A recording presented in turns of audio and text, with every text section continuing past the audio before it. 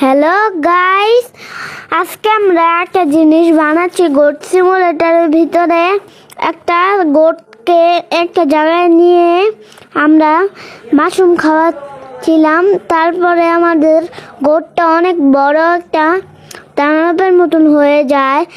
আর আপনারা তো সবাই জানেন যেখানে গোট পালাপালি করে সেই অপশনটা একটা বডি বিল্ডার গোট আছে।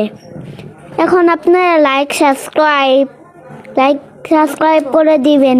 ওইখানে ভিতরে এই জায়গাটায় মাশরুম আছে। আর আমরা প্রথমতে এনে এনে এনে তারপরে ওই মাশরুমের জায়গাটায় যাইছি। তারপরে কি হলো, অনেক মোটা হয়ে গিয়েছিল আমাদের ছাগলটা, মানে গোট। এরা